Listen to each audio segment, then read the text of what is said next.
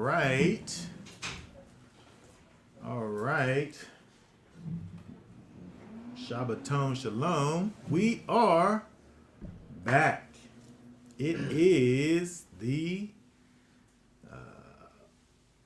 closing convocation for our Feast of Unleavened Bread. We today have a lesson that we want to bring forth today, dealing with the times at hand. We aren't going to spend any time, waste any time, Father. We're going to get right to it. We're going to pull up some scriptures here. We want to kind of discuss for a moment some of the spiritual significances that we find inside of these days and times. Looking at the Feast of Unleavened Bread, when we understand it properly, we were able to see that, the Feast of Unleavened Bread leads us to something, right? It pushes us forward to something. When we think about, the Feast of Unleavened Bread, what it represents, this idea of getting the leaven out, right? Removing the leaven out and keeping it out. That leaven, that thing that causes you to swell up, to rise up. That thing that rises up, that's your flesh, right? That's your carnality. That is your nefesh, right? That's your soul. And with unleavened bread, we want to deny our soul. We want to deny our nefesh, our carnality, right?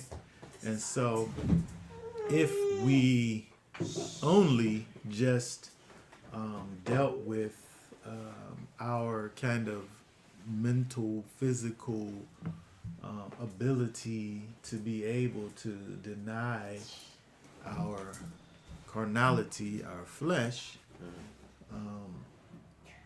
that in and of itself is insufficient, right? And so we want to think about these things along these lines. But first, let's go over to the scriptures here and read Leviticus 23. Let us read verse 4 through 8. 4 through 8. These are the appointed times of Yahweh, set apart gatherings which you are to proclaim at their appointed times. In the first new moon, on the 14th day of the new moon, between the evenings, is the Pesach to Yahweh.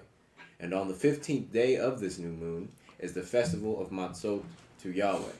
7 days you eat unleavened bread. On the first day you have a set apart gathering. You do no servile work. And you shall bring an offering made by fire to Yahweh for 7 days. On the 7th day is a set apart gathering. You do no servile work. Okay, very good. So this is where we are. We are dealing with the 7th day. We've eaten matzah for 6 3/4 days at this point. And we're experiencing this feast of unleavened bread, this 7-day feast. Oh yeah. Right? But when we look at this 7-day feast again,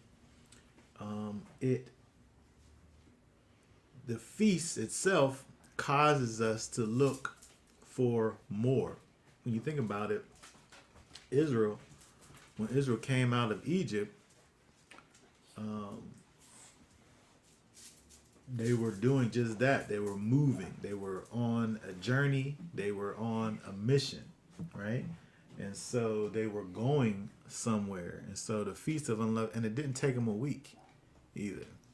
I think it probably took them like a month or so to get to the. Oh, you know what? It took them about 3 months actually to get to the foot of the mountain, right? And so, it was the beginning of a journey. And so we have to look at the destination, I would say.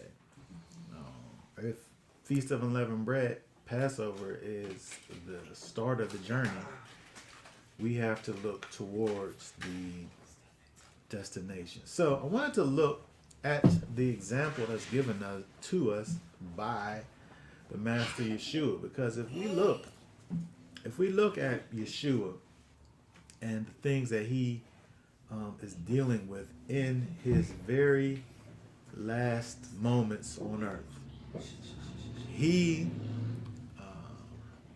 could have literally spoke to his disciples about anything, but you would think that this being the last time that he was going to speak to them before his death, that he would give them kind of the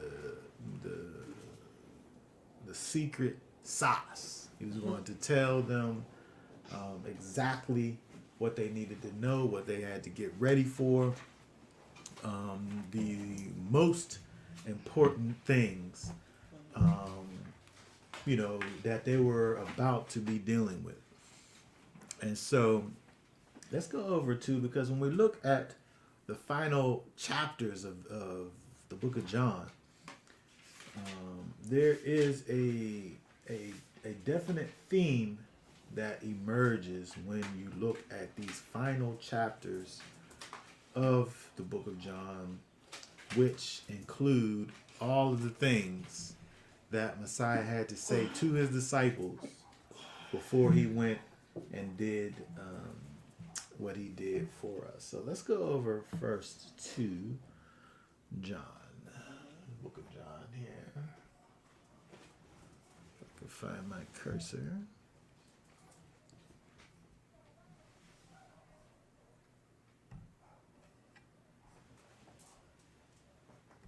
John chapter 13. Let's look at 13, starting with the 31st verse here. When therefore he went out, Yeshua said, "Now the son of Adam has been esteemed, and Elohim has been esteemed in him. If Elohim has been esteemed in him, Elohim shall also esteem him in himself, and straightway esteem him. Little children, yet a little while I am with you, you shall seek me. And as I said to the Yehudim, where I am going, you are unable to come, I now also say to you. A renewed command I give to you, that you love one another as I have loved you, that you also love one another. By this shall all know that you are my taught ones, if you have love for one another."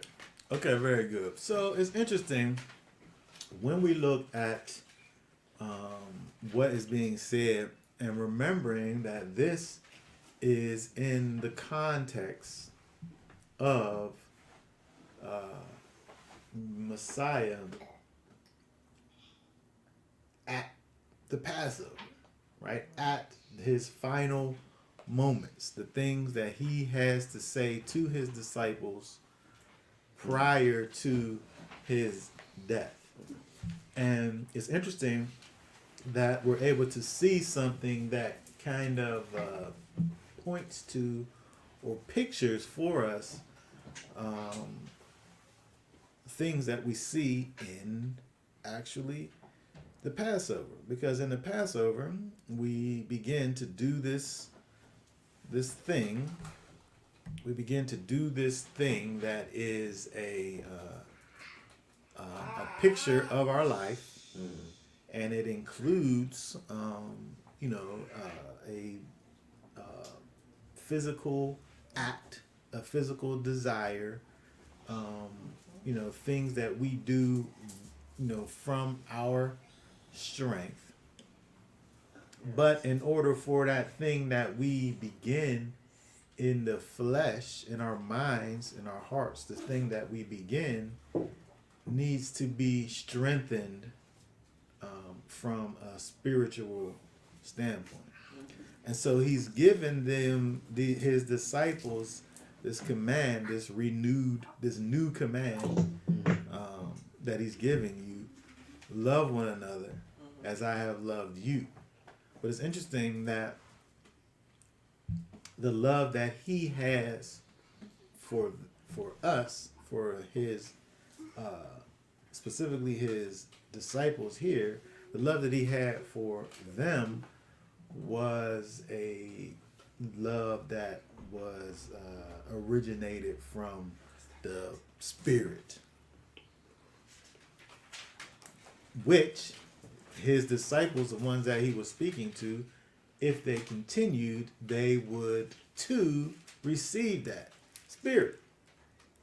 Right? So he's asking them to do a thing that they can begin to do now, but would actually need something that was coming later in order to kind of strengthen and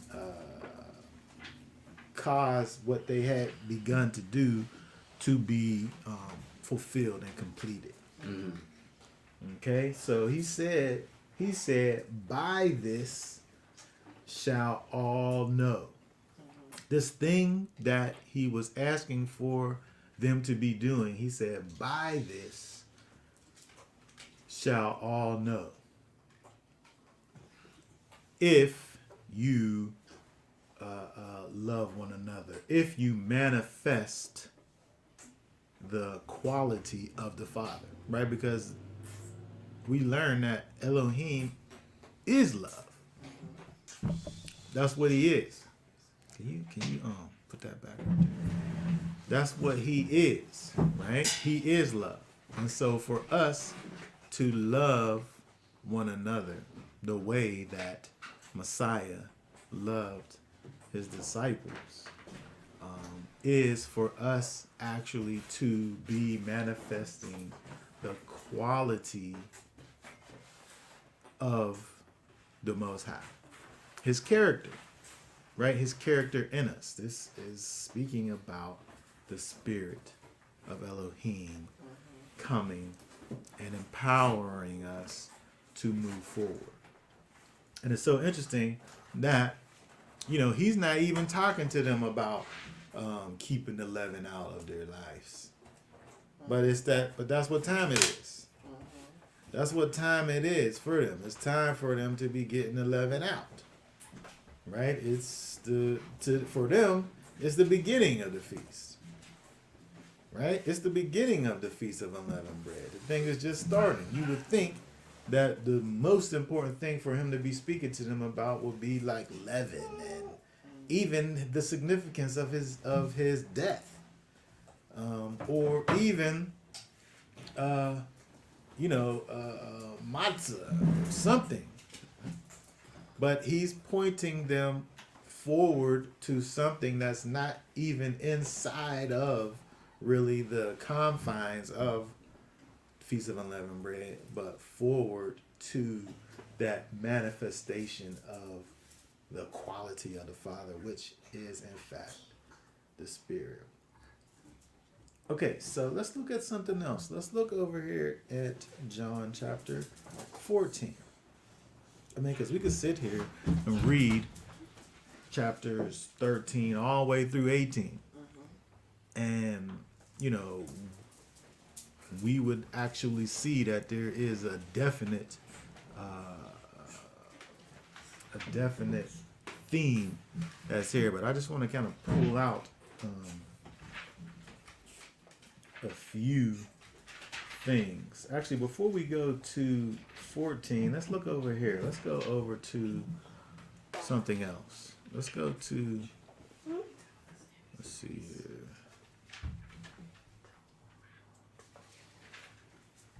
let's go to First John really fast.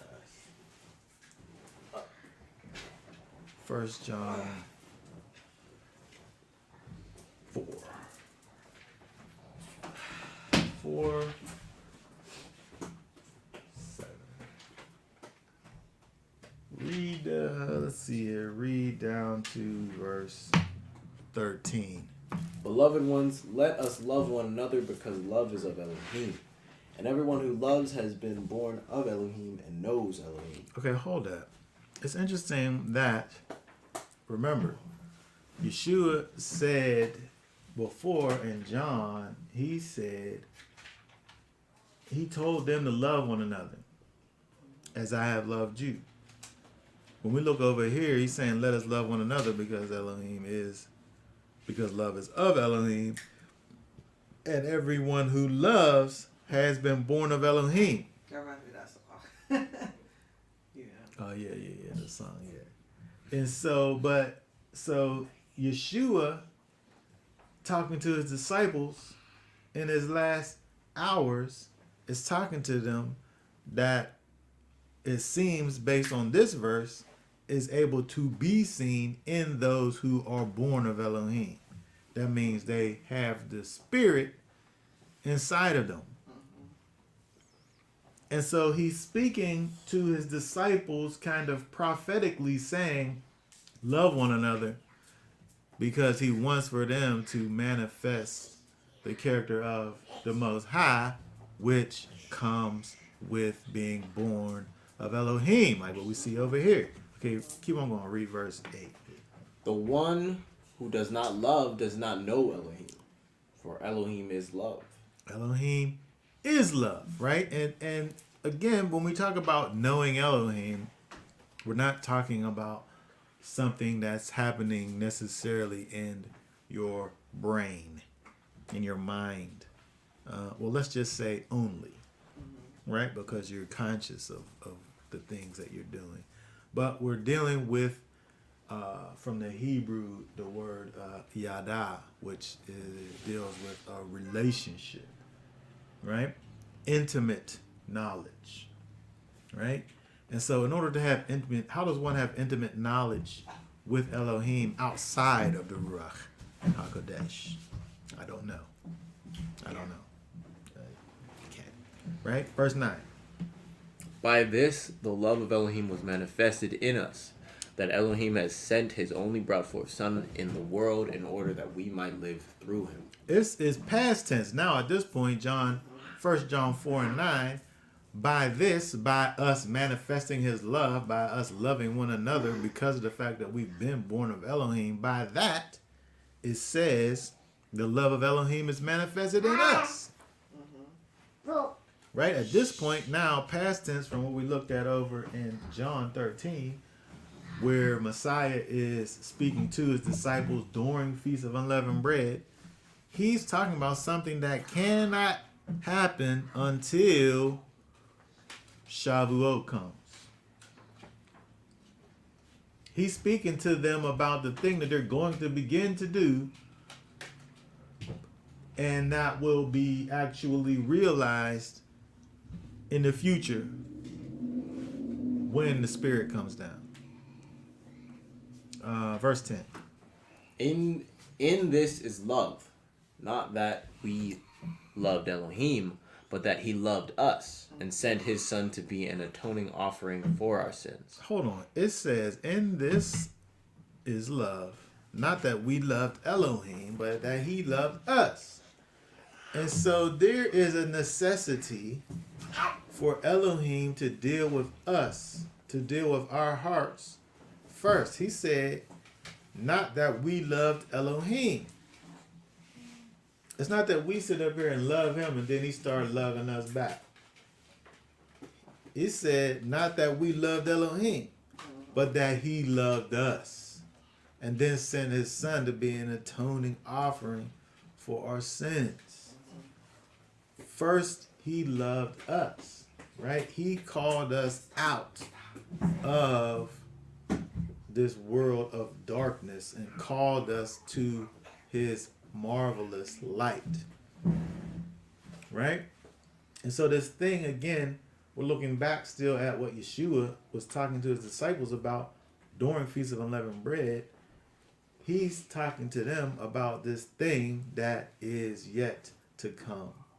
The Spirit coming and dwelling on the inside of us and empowering us to go and do that which is pleasing to the Most High. 11. Beloved ones, if Elohim so loved us, we also ought to love one another. No one has seen Elohim at any time. If we love one another, Elohim does stay in us, and his love has been perfected in us. It said, if Elohim so loved us, well, he so loved us that he sent his only son, right? So because of the fact that he sent his son, because of the fact of, again, we're looking at 1 John, this is after, right? This is not a telling of the things that happened while Messiah was here. This is John's writings about what happened after the fact, right? And so if Elohim so loved us, we already know what he did because of the fact that he loved us. He sent his son.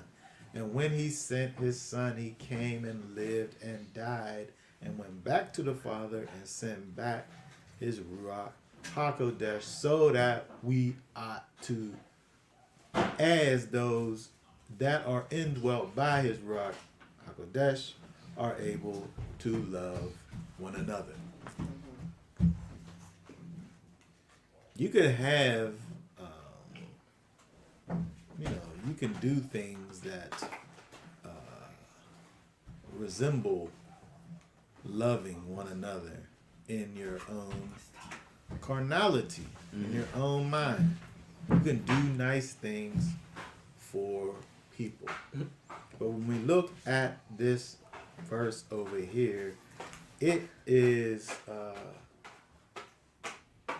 hinting towards the idea that love is the result of the Spirit in us. True love. This thing that is what Elohim is. That something that when it's manifest is a evidence that you are in fact born of the Father. It's always been a plan for the Most High, a plan of the Most High for us to exhibit his character. Because if we look over here, let's go back to where it all begins, right? If we go over to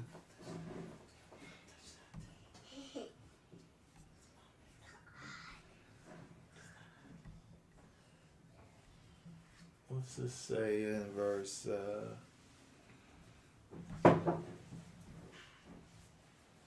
26 right there.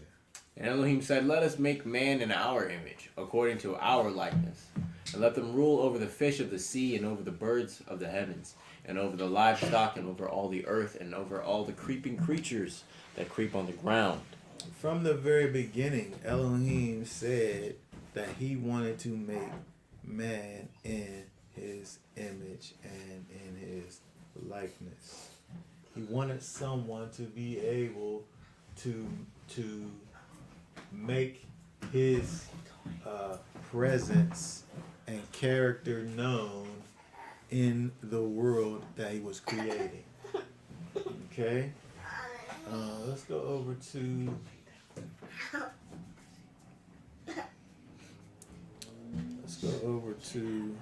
hold on one second here.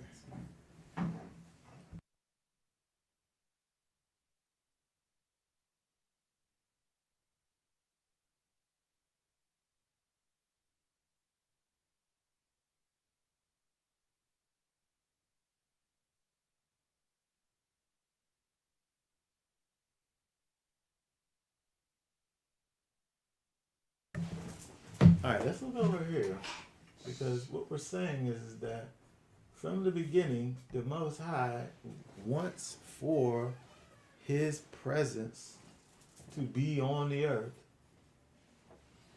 in us. In us. In and through us. You know, he's not gonna be on the earth in his fullness. He's gonna be on the earth through those that are manifesting his character. And again, this is the lesson that Messiah is giving on Passover. Read 17 through 19. For Yahweh your Elohim is Elohim of mighty ones, and master of masters, the great El, mighty and awesome, who shows no partiality nor takes bribe. He executes right ruling for the fatherless and the widow, and loves the stranger, giving him food and a garment. And you shall love the stranger, for you were strangers in the land of Mitzrayim. How do we do it? Do we rain judgment out the sky for the fatherless and for the widow? People. Do we just drop loving kindness on the fatherless and the widow and the strangers and food? Do we just drop manna out the sky and clean clothes for those who don't have none?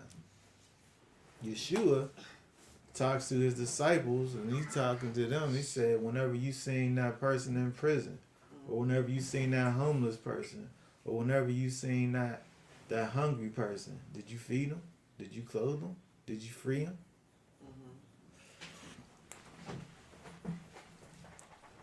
The Most High's will, his works, is done through people that the Most High indwells. This is the way that he executes right ruling for the fatherless and the widow, and how the stranger gets loved and gets food and gets garments by people manifesting the character of the Most High. I think about that. The tzedakah box that the Israels gave us. Go ahead. Giving charity is part of being righteous. If you're a righteous person and you don't have charity, then you're not really a righteous person. You can't be selfish. Selfishness is The opposite. wickedness. It's wickedness. It's wicked. It's either righteous or it's wicked. It's no in between. It's either hot or it's cold. It's not righteous, so it must be wicked, right?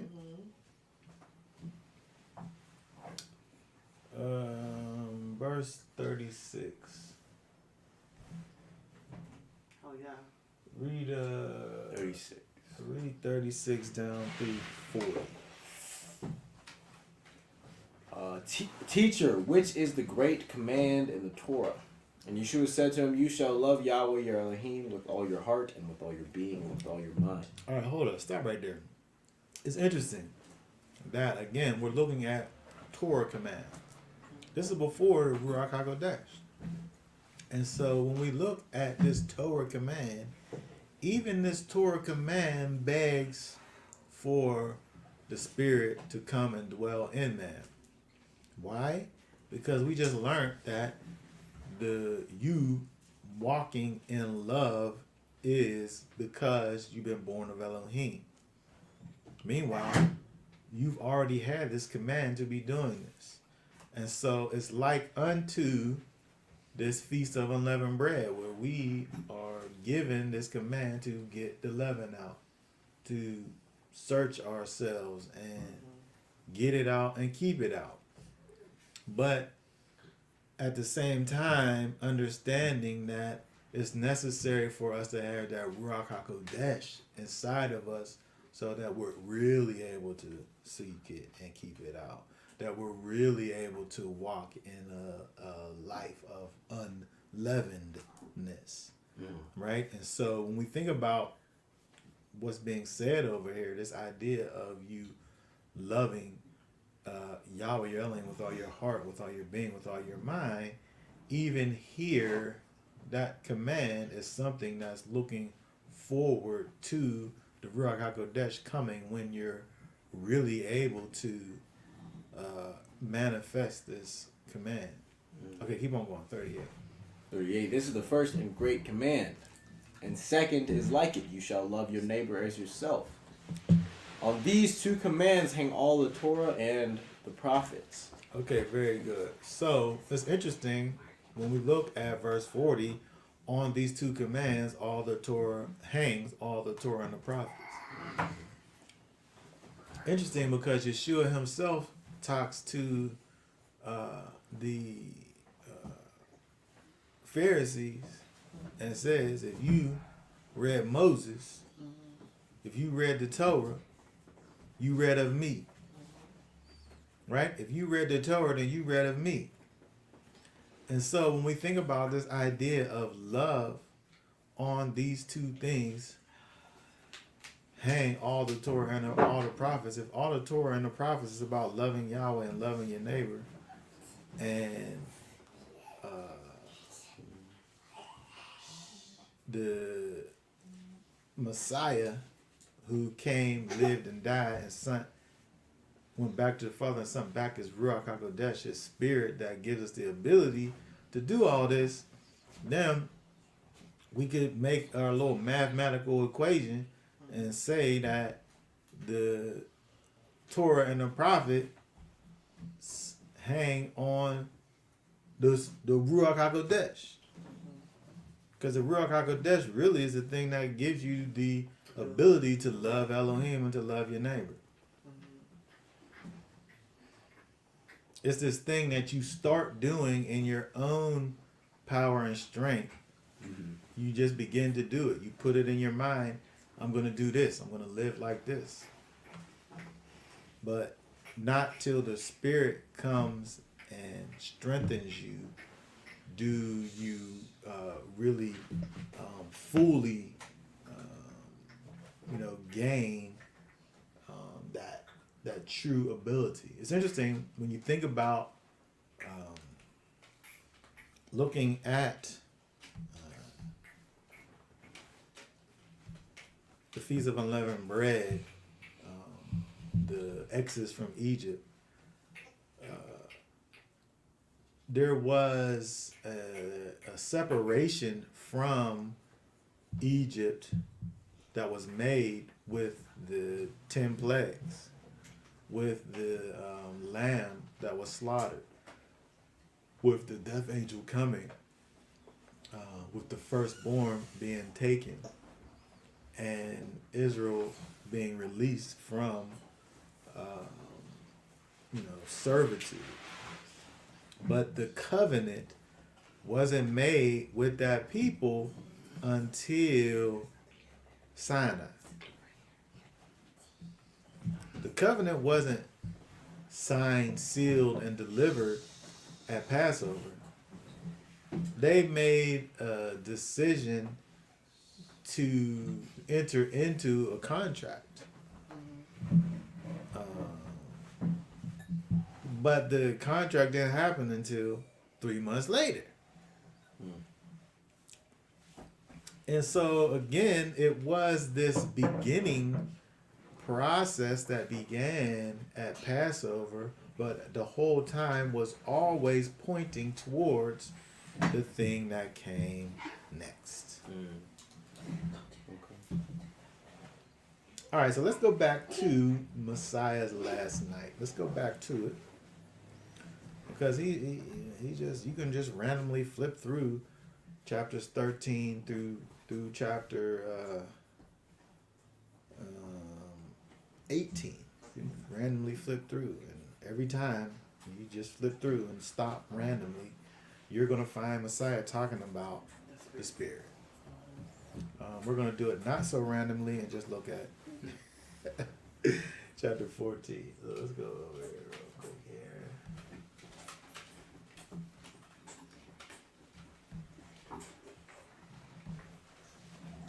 14. Let's begin. Let's see here. Let's read.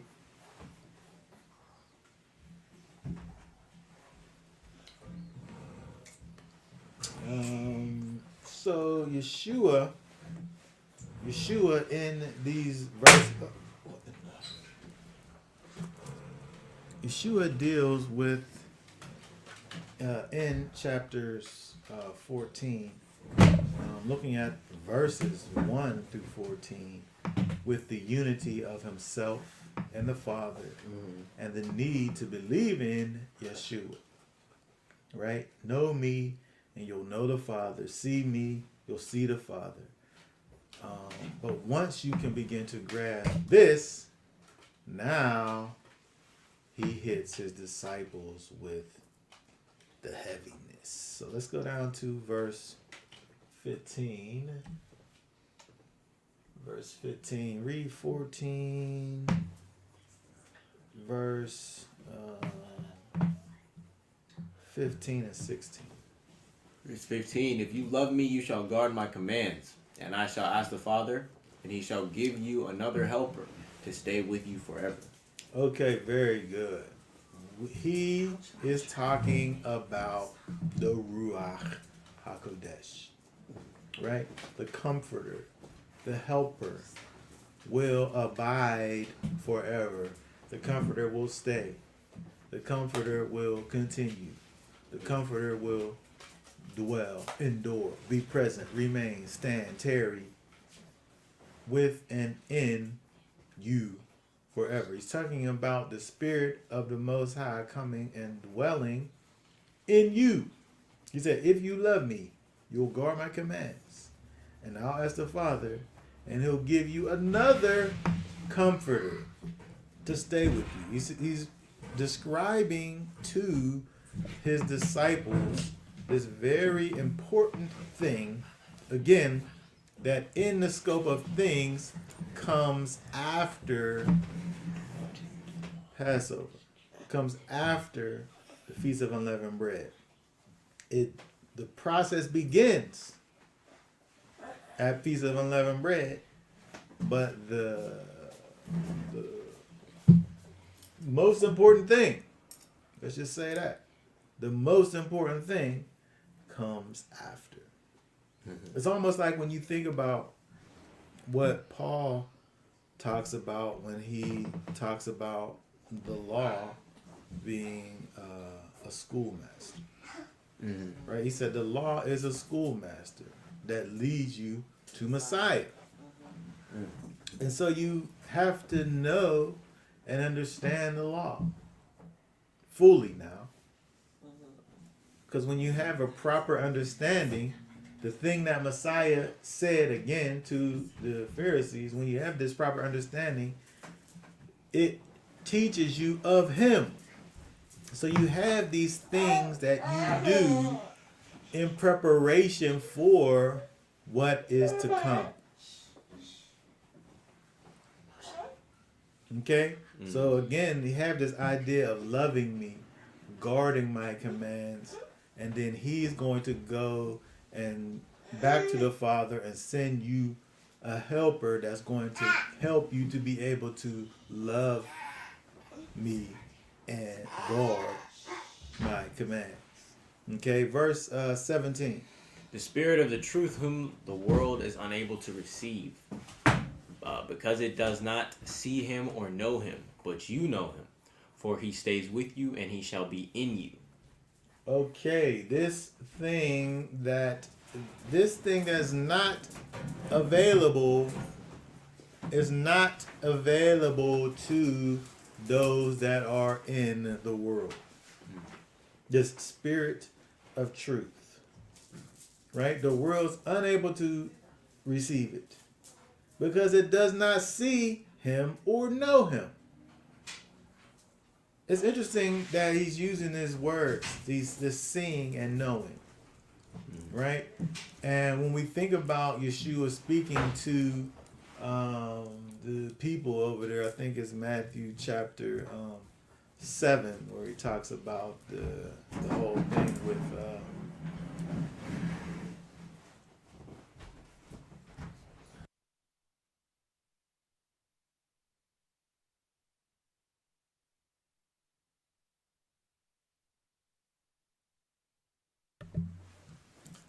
when we think about what Yeshua said to the people that were out here doing things, they were doing things in the Master's name, yet Messiah says to those people, I never knew you.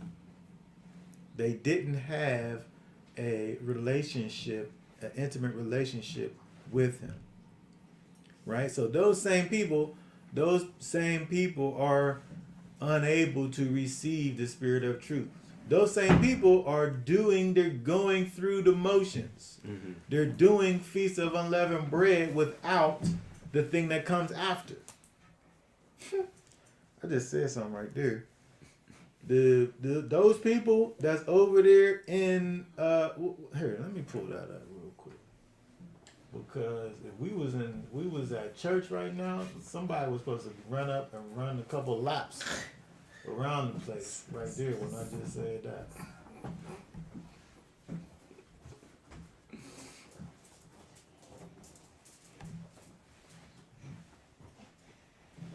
Okay, read 21 through 23 right there. 21 to 23. Not everyone who says to me, Master, Master, shall enter into the reign of the heavens, but he who is doing the desire of my Father in the heavens. Many shall say to me in that day, Master, Master, have we not prophesied in your name and cast out demons in your name and done mighty works in your name? And then I shall declare to them, I never knew you. Depart from me, you who work lawlessness. Okay, so this is a clear example of people doing things. These people is getting the leaven out. These people getting the leaven out. They're getting the leaven out. They're searching the ingredients. They're looking for all of the things. And they're getting those things out. If casting out demons ain't getting leaven out, I don't know what is. They're doing mighty works. They're doing the things. Right? But he said, I never knew you. Right? And so what you have over here is dealing with people that are dealing with this first part. This first part is just doing things. They're just doing things. Right? But without the Spirit. Without that knowledge. He said, I never knew you. I never had an intimate relationship with you. I never had the Spirit. You never had the Spirit in you. These people are worldly people. At heart. Right? They look like spiritual people. But at heart, they're worldly. Because they do not know him. They don't see him either. Right? But you know him, Messiah says to his disciples, and he stays with you and shall abide in you. Let's go over here. Let's look at something else here. We got to move beyond Feast of Unleavened Bread into the next thing. Because if we stand back in Feast of Unleavened Bread, we'll find out that this thing is really physical. Okay? Let's look over here. 1 Corinthians 2. Read verse 9. Read down to 14. But it has been written, eye has not seen, and ear has not heard, nor have entered into the heart of man what Elohim has prepared for those who love him. But hold on. Let's read that again. Let's think about what's being said here. It says, but it has been written, eyes has not seen, and ear has not heard, nor have entered into the heart of man what Elohim has prepared for those who love him. There is something that the Most High has prepared for those that love him, and that thing has not entered into the heart of man. He can't even fathom or begin to understand what it is that the Most High has prepared for him. I'm saying the one who is not connected and don't see or know the Most High and cannot comprehend the spirit of truth. But what do it say in verse 10? Verse 10 says, but Elohim has revealed them to us through Oh, the wait Spirit. a second. He revealed it to somebody. He revealed it to somebody. He said, eye has not seen, ear has not heard, nor have entered in the heart of man. He's not talking about no man. He talking about man who then revealed it through the Spirit. Because he said right there in the next verse, he revealed it to them through the Spirit, to us. He revealed those things that regular man didn't hear, and regular man didn't. I'm saying regular man as non-spirit born man. Right? Those things were revealed to us through his Spirit. Keep on going. For the Spirit reaches all matters. What do it do to all matters? Even the depths. Hold on. What do the Spirit do to all For the Spirit matters? searches all matters. Even the depths of Elohim. The Spirit, let me tell you something about this Spirit. The Spirit, let me put it over here so you can see what I'm talking about. It said the Spirit searches all matters. The Spirit is getting down into the nooks and the crannies of a matter. If you don't know what a nook and a cranny is, then you probably ain't never had no Thomas's English muffins. Because when you take that Thomas's English muffin and you take that thing and you stab it with a fork, you don't cut no Thomas's English muffin with a knife. You take a Thomas's English muffin and you just perforate that thing with a fork all the way around. Then you break that thing open and inside there's some nooks and them crannies. And then you take that thing got to be warm now. And you take some butter and then you slide that butter on top of that thing, and then you end up with like pools of butter, pools of melted butter on top of your Thomas's English muffin. I'm talking about the nooks and the crannies. And so the Spirit now, they're talking about searching all matters. You get down into the depths of Elohim. You get down to the nooks and the crannies of Elohim when you got that Spirit. When you don't got that Spirit, you just all on top.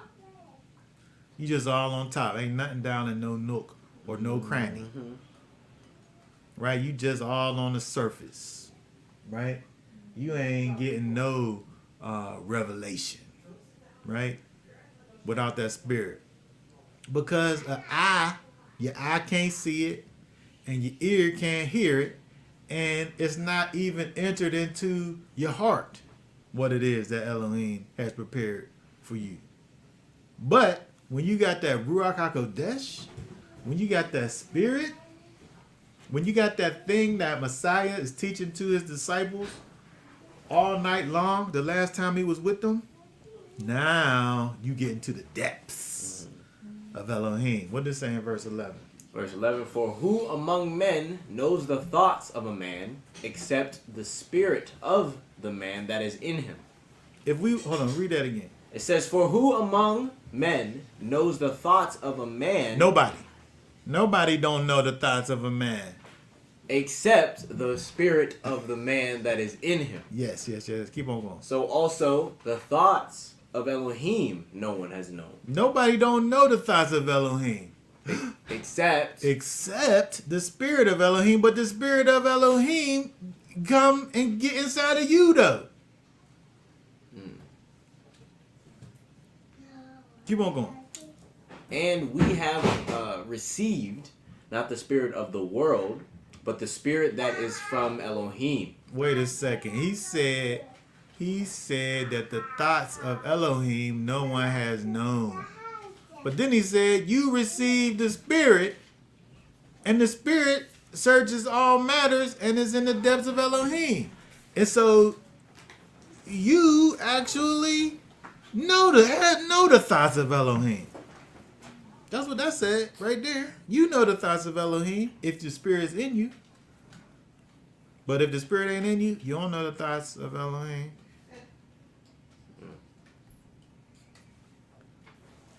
Keep on going. In order to know what Elohim has favorably given us, which we also speak not in words, which man's wisdom teaches, but which the set apart spirit teaches, comparing spiritual matters with spiritual matters. Mm-hmm. But the natural man does not receive the matters of the spirit of Elohim, for they are foolishness to It's him. foolishness. He can't comprehend. Like what you saying is like, it's silliness. You sit up here talking about these spiritual matters and they like, huh? What? What are you talking about? Like, what do that even mean? For them, it's foolishness because they don't know the thoughts of Elohim. They're unable to know them because those things are spiritually discerned. What does comment say? The Ruach should make us hungry for Elohim. Listen, the master said, if you hunger and thirst after righteousness, you're going to be filled. Okay? That's what he said. But if you hunger and thirst for the world and the world's knowledge and the world's understandings, you're going to be lost. Okay? Because these spiritual things is folly to you. And so, again, these are the things that Messiah is bringing forth to his disciples before he dies. Right at the very beginning of Passover, he crosses over all of the physicalness of it. You know, they had their Seder.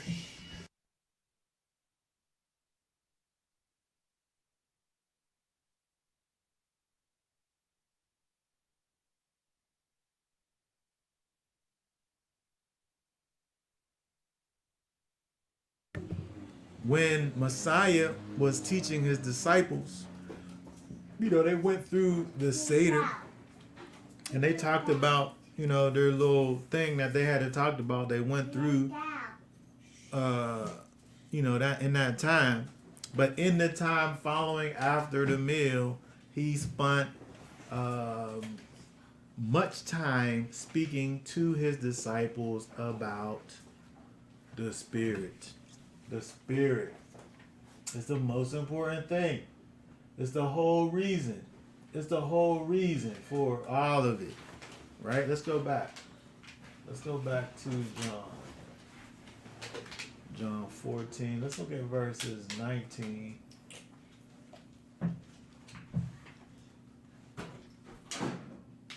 And 20. Matter of fact, let's go up to 18.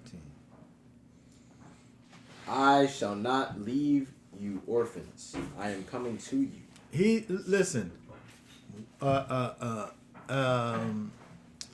master of the disciples. He's like a father. He's like a father to his disciples. Right? He's like a father to his disciples. And so their father, he said to his disciples, if you see me, you've seen the Father. Right? But he's about to go away. And so he says he's comforting them, right? I shall not leave you orphans. I'm not going to leave you fatherless. I'm coming to you. How you going to do it? Go ahead, keep on going. Yet a little while, and the world no longer sees me. But you shall see me, because I live, and you shall live. He talking to the world is foolishness. What he talking? Right? The world, they ain't gonna see him. We gonna sit up here and talk about our master, but then the people gonna be like, where he at? They can't see him. Mm-hmm. But he said, but you shall see me because I live, and through me living, you shall live too. Mm-hmm. What's he talking about? The Ruach HaKodesh. Read verse 20. Verse 20, in that day you shall know that I am in my Father, and you in me, and I in you. He's talking about the Spirit. Right? The world don't see the Spirit, but you do, because he's in you. Right? In that day you shall know, because he's in you. That's how you gonna know. Mm-hmm. What? This can't push. Okay, verse 21. 21, he who possesses my commands and guards them, it is he who loves me, and he who loves me shall be loved by my Father, and I shall love him and manifest myself to him. Yes, very good. So again, we're only dealing with what it is that Messiah is speaking to his disciples about, and when we look at this, a greater part of chapter 14 is dealing with the Ruach, the Spirit. We could keep on going. We could look at this more. We could, if you did an in-depth look at all that the Master had to say until he was captured, until his subsequent death, you will find that he keep on talking about the Ruach in you. But again, remember, they're keeping Pesach. This is what they're talking about. This is in the context of Passover, Feast of Unleavened Bread, the Lamb of Elohim. And in his last moments, with his inner circle, he telling them all the secrets. Like this ain't him standing on a mountaintop somewhere or on a boat on the side of the river somewhere with people gathered around. This is with the inner circle. He telling them all the secrets, the secret recipes. And he's only talking to them about the Ruach, the new covenant, the law in your hearts. Because Pesach is pointing us towards the Spirit, the Ruach HaKodesh. Mm-hmm. Oh, I didn't see this over here. What's it say here? No English muffins during feast. Definitely. No English muffins during feast of unleavened bread, but now I wish unleavened bread had nooks and crannies. That's funny. Yes. I guess some crackers kind of got nooks and crannies, huh? You melt some butter right on them monster crackers. You might get some mini little butter pools on one of them things.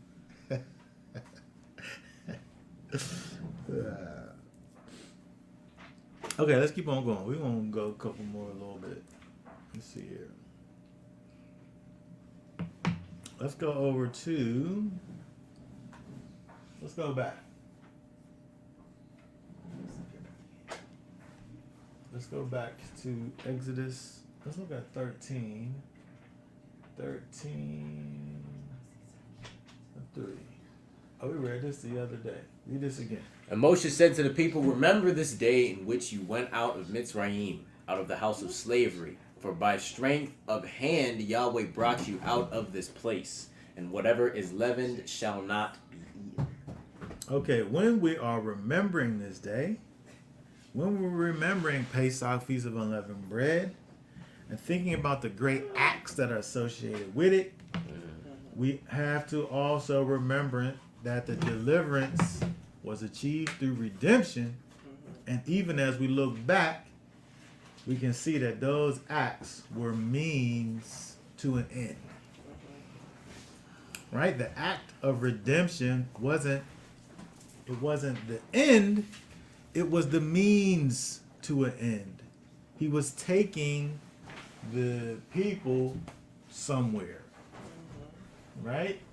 So again, Passover, Feast of Unleavened Bread, isn't like a thing that's unto itself. It's interesting that some of these, particularly, particularly the fall feasts, kind of,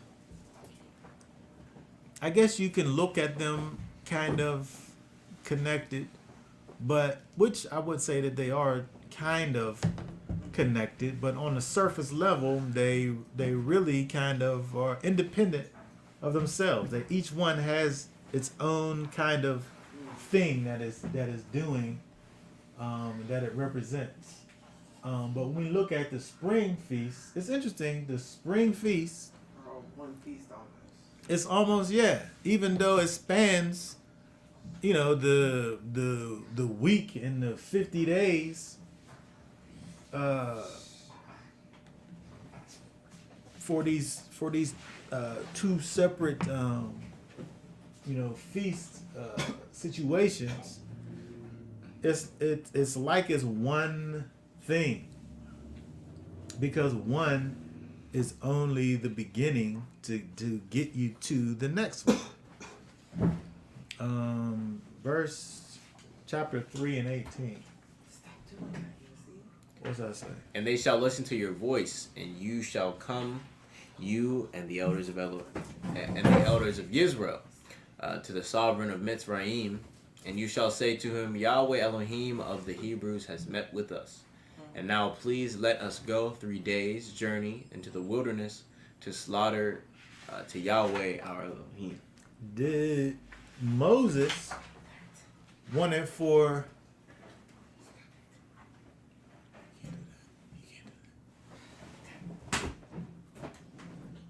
Moses wanted Israel to get freed from Egypt so that Moses wanted the people to be freed from Egypt so that they were able to do a thing. Mm-hmm. The thing was, in fact, to worship Elohim. It wasn't like it was independent. It wasn't independent. They had to get out So that they could get there. Mm-hmm. But it wasn't, the end of the situation wasn't just getting out. It was getting there. They had to get out so that they could get there. And so it's interesting when we think about like, kind of the thought process, of people, when we deal with mainstream Christianity, when, kind of the end of your journey is walking down the aisle and doing the sinner's prayer.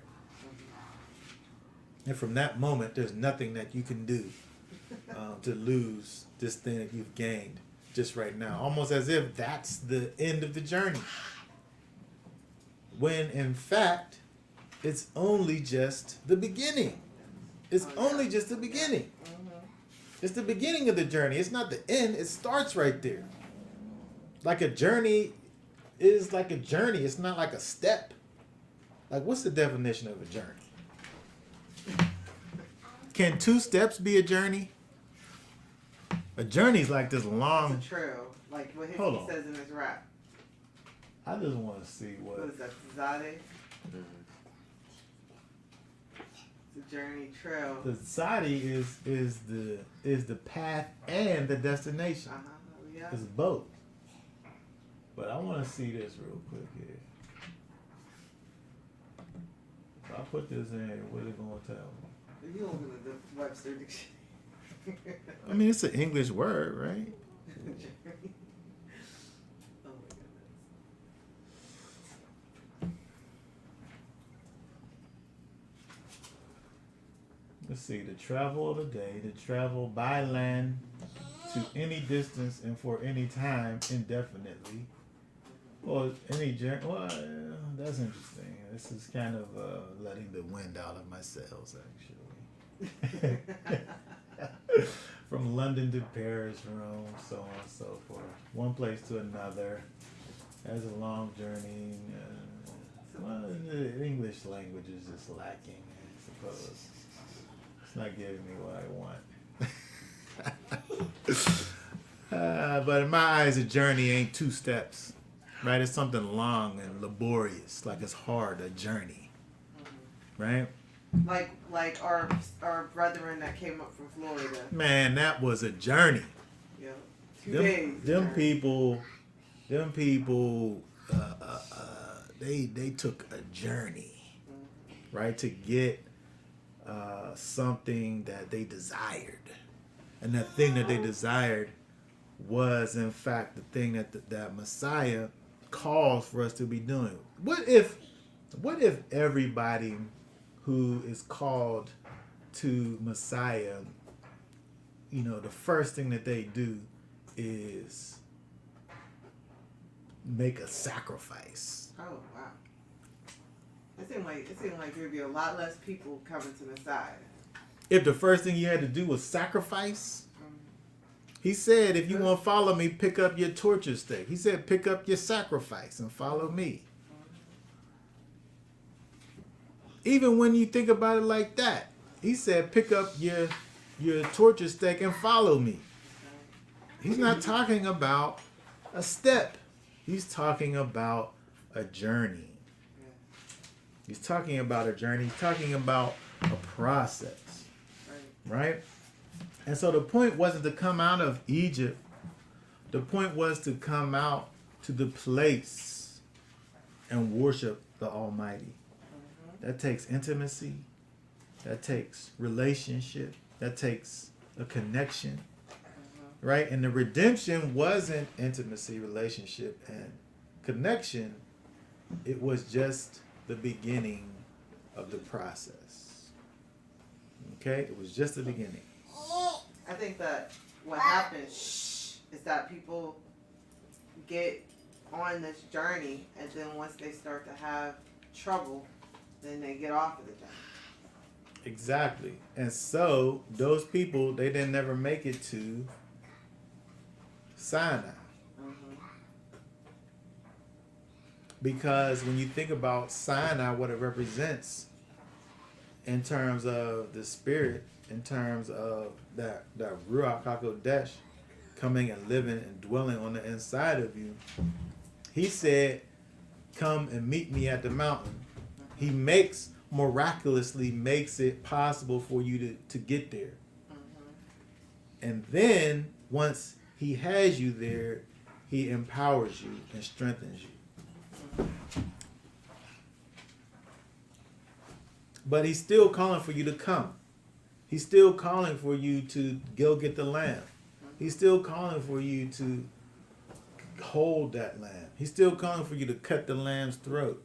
He's still calling for you to collect the blood into a container and take some hyssop and dip it and put it on the doorpost.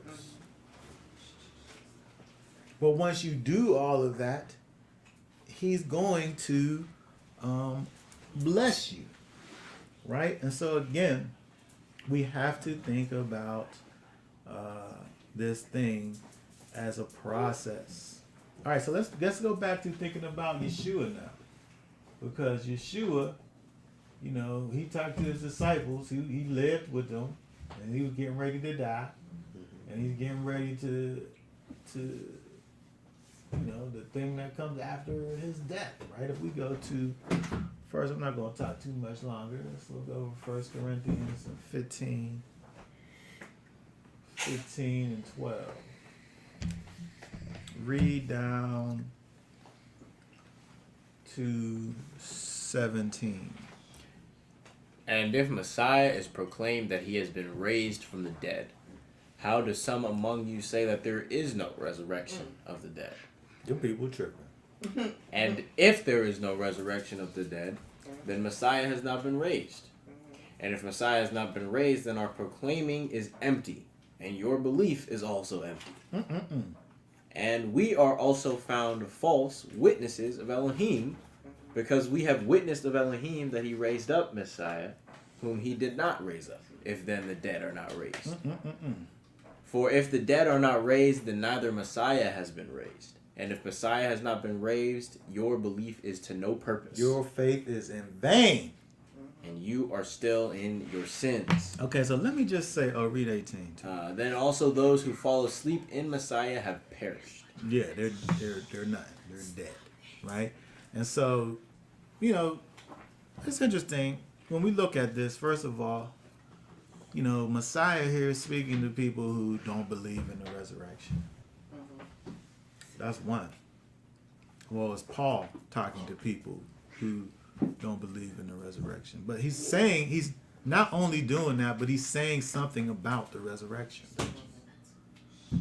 And so we need to understand that, something we shy away from the resurrection because, I wanted to post about that resurrection on Sunday. I didn't care. But I didn't get to do it. I believe in the resurrection. I mean, if there's power in that if you don't believe in the resurrection, then your faith is in vain. If there's no resurrection of the dead, That's right. the Messiah wasn't raised. And if Messiah wasn't raised, then your proclaiming is in vain. And your faith don't mean anything. It's empty.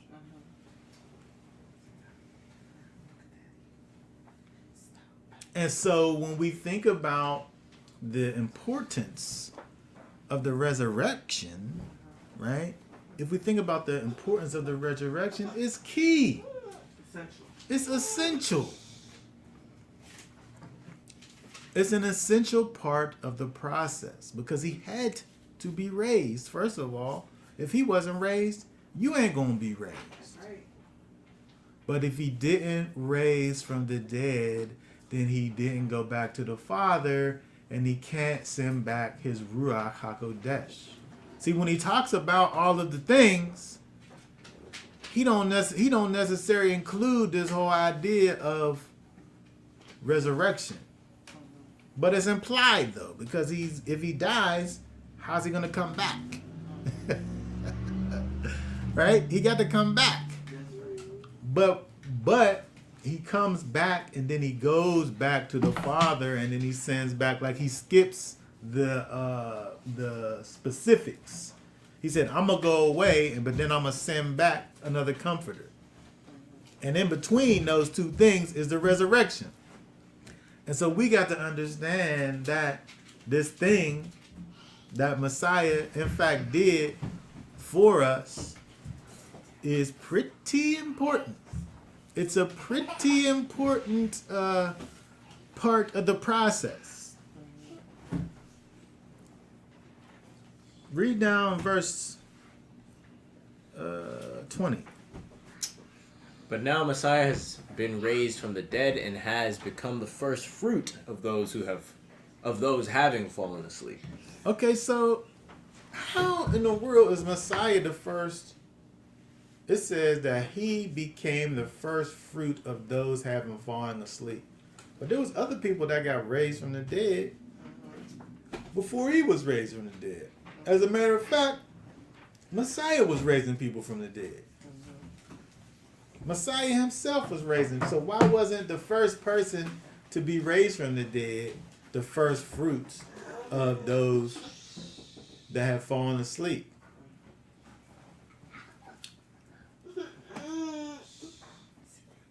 Oh, because I'll tell you. Because the thing that he did was special and unique. His resurrection was the thing that kind of seals the deal of what he's doing in terms of sealing us with that Ruach HaKodesh. Because he goes away and goes back to the Father, he's that first fruits of those that's fallen asleep. And he's the one who he receives that spiritual body. And so when we, through faith,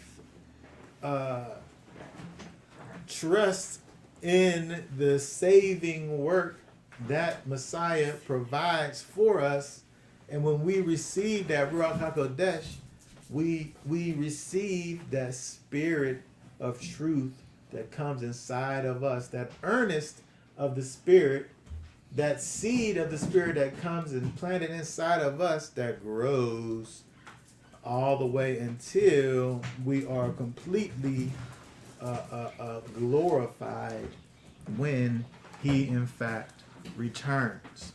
And so, again, when we think about all of the significance of what it is that Messiah has done, he in this resurrection thing that he did is in fact the an integral part of the journey. Oh yeah. Okay. All right. So he must be at the center of the journey. he's at every turn, Yeah. right? Yeah. And so at every turn, we're able to look and see something that points us back to our Master Messiah, and understanding that he is the key to this whole thing. And so when we think about, again, kind of wrapping this whole thing up, when we think about Feast of Unleavened Bread, when we think about its significance, all of the things that it teaches us in terms of searching out and searching our hearts and our minds, right, and finding this leaven, right, and taking it out. The most important thing now, after we found it, taking it out, when we deal with the idea of keeping it out, that is something that goes beyond our physical abilities. We need the Spirit of the Most High dwelling on the inside of us, and only his strength and power gives us the ability to walk out his law, statutes, and commands. The whole point of the Ruach HaKodesh was, in fact, to cause us to do his commands. That's right. The way that we're able to walk in love is by us being born of Elohim. The Most High said through his prophet that this thing is not by strength, is not by power, but is by the Spirit. Right? In our strength, in our power, we could go and find this and find that. But just like YouTube, you're only going to find what you're looking for. But that Spirit's going to help you to find something that you didn't know that you needed to look for. And so that's why, again, we need this next part. The next part that's coming.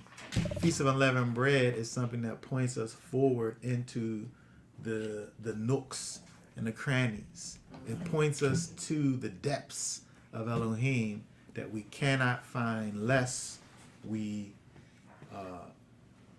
receive that Ruach HaKodesh. Okay, what's this say over here? Yah Elohim has desired direct intimacy with his people, Israel, in Exodus 19 and 17 to 2019. The people resist the intimacy. Yehoshua must come and the Ruach to restore the intimacy with Elohim. Absolutely. Absolutely. He's telling you what he desires. He tells you what he desires in his word. But we see time and time again throughout scripture man's inability to give the Most High what it is that he desires, apart from his strengthening. And that's what we find in the Ruach HaKodesh. And that's what we find when we move beyond that first step, which is Feast of Unleavened Bread, into what comes next. Okay? All right, so I think that's all I'm going to say for right now. Okay, so I want to say, let everyone here, enjoy your final hours of this feast of unleavened bread. And Yah willing, we'll see you all plus some more people on Shabbat. All right? Yes. Okay, all right. So, Shabbaton.